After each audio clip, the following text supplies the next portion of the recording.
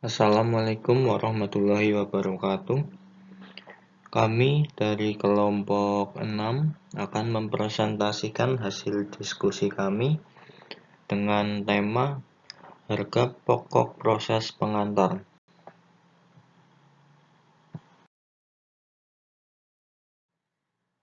Sebelumnya, saya perkenalkan dulu anggota dari kelompok kami. Yang pertama, Tiara Elsa Wulandari, NIM 056. Yang kedua, Handika Dwi Cahyo Prasetyo, NIM 057.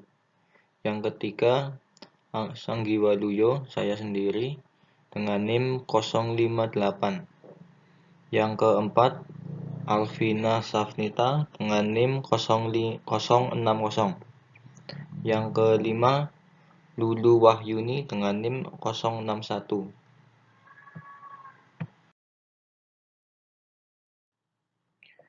Yang pertama, yaitu pengertian dari metode harga pokok proses. Metode harga pokok proses adalah metode pengumpulan biaya produksi yang digunakan oleh perusahaan yang mengolah produknya secara massal.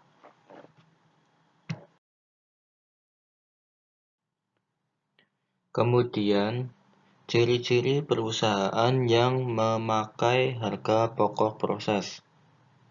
Ciri-ciri yang pertama, proses produksi berlangsung kontinu atau terus-menerus. Ciri-ciri yang kedua, produk yang dihasilkan bersifat produk standar atau homogen. Dan kemudian, ciri-ciri yang ketiga, tujuan produksi adalah untuk persediaan.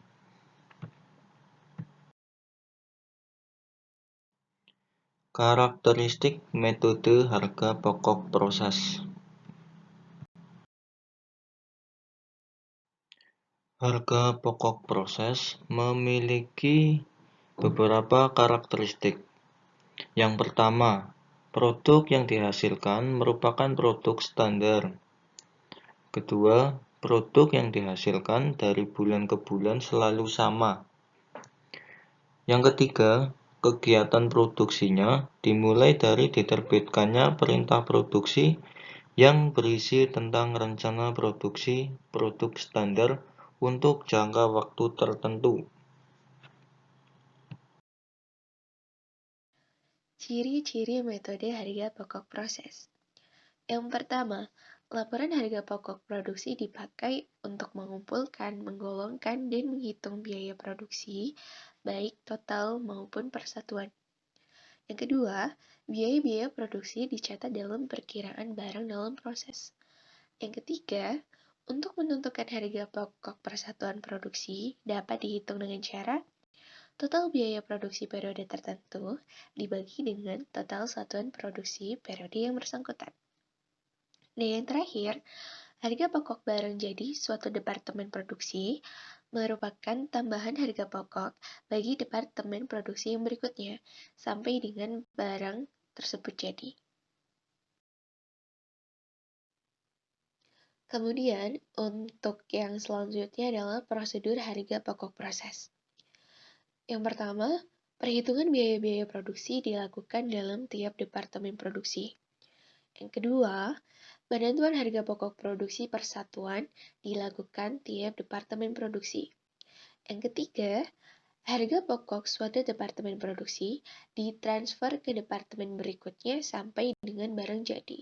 Dan yang terakhir, tiap-tiap departemen produksi selalu ditentukan harga pokok barang dalam proses setiap akhir periode. Untuk yang selanjutnya ada manfaat informasi harga pokok produksi bagi manajemen. Yang pertama, informasi harga pokok produksi digunakan manajemen untuk menentukan harga jual produk tersebut. Yang kedua, informasi harga pokok produksi digunakan oleh manajemen untuk memantau realisasi biaya produksi.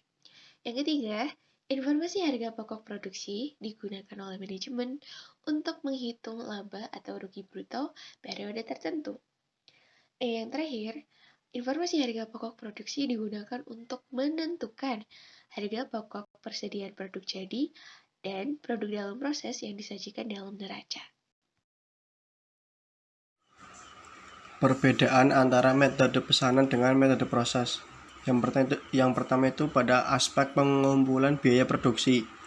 Metode pesanan itu menurut pesanan, sedangkan metode proses yaitu per departemen produksi per periode akuntansi, biasanya satu bulan. Yang kedua itu pada aspek harga pokok persatuan. Metode pesanan dilakukan pada saat pesanan telah selesai diproduksi, sedangkan metode proses dilakukan setiap akhir periode akuntansi, biasanya akhir bulan. Yang ketiga itu pada aspek klasifikasi biaya produksi. Metode pesanan, biaya produksi langsung dan biaya produksi tak langsung. Sedangkan metode proses, pembedaan biaya produksi langsung dan biaya produksi tidak langsung seringkali tidak diberlakukan. Yang keempat itu pada aspek biaya overhead pabrik. Metode pesanan dibebankan kepada produk atas dasar tarif yang ditentukan di muka. Sedangkan metode proses dibebankan kepada produk sebesar biaya yang sesungguhnya terjadi selama periode akuntansi tertentu. Laporan harga pokok produksi. 1. Data produksi. Di dalam bagian ini dilaporkan jumlah produksi yang diproses serta hasilnya sebagai berikut. Pertama itu persediaan barang dalam proses awal yaitu sekian satuan, dimasukkan dalam proses sekian satuan. Lalu keduanya itu dijumlahkan dan ketemunya itu sekian. Kemudian jumlah produksi selesai itu sekian satuan. Terus persediaan BDP yaitu sekian satuan. Kemudian keduanya itu dijumlahkan dan hasilnya itu sekian. Data biaya. Di dalam bagian ini dilaporkan jenis biaya, total, dan biaya tiap satuan, baik untuk tiap jenis biaya maupun total, dalam bentuk sebagai berikut. Jenis biaya persatuan. Yang pertama itu biaya bahan baku. Biaya total sekian, biaya sekian. Yang kedua itu biaya tenaga kerja langsung. Biaya total sekian, biaya sekian. Yang ketiga itu biaya overhead pabrik. Biaya total sekian, biaya sekian. Terus total biaya total itu sekian, biaya sekian. Biaya persatuan dihitung berdasarkan total biaya dibagi dengan total barang jadi berdasarkan satuan ekuivalen. Perhitungan biaya. Di dalam bagian ini dilaporkan perhitungan harga pokok produksi selesai dan barang dalam proses akhir sebagai berikut. Harga pokok barang jadi, harga pokok BDP, biaya bahan baku, biaya tenaga kerja, biaya overhead pabrik, dan jumlah produksi. Masalah khusus dalam metode harga pokok proses. 1. Adanya persediaan awal barang dalam proses. 2. Adanya produk hilang dalam proses. 3. Adanya produk rusak dalam proses. 4. Adanya tambahan biaya bahan setelah departemen awal. Adanya persediaan awal barang dalam proses. Dengan adanya persediaan awal barang dalam proses, maka untuk menentukan harga pokok barang jadi terdapat dua metode sebagai berikut. Yang pertama, metode harga pokok rata-rata, average costing method. Yang kedua, metode masuk pertama keluar pertama, MPKP, FIFO costing method. Adanya produk hilang dalam proses. Yang pertama, di departemen pertama awal, produk yang hilang dalam awal proses tidak turut dihitung dalam menentukan jumlah ekuivalen unit. 2. Di departemen berikutnya, departemen 2 dan seterusnya. Harga pokok dan departemen sebelumnya disesuaikan dengan jumlah satuan setelah adanya produk yang hilang. Produk hilang pada akhir proses. Produk yang hilang tersebut tetap diperhitungkan dalam unit ekuivalen karena dianggap telah ikut menyerap biaya-biaya produksi. Harga pokok produk hilang tersebut diperhitungkan ke harga pokok produk selesai yang ditransfer ke departemen produksi yang berikutnya, merubah atau menaikkan harga pokok produk yang ditransfer tersebut.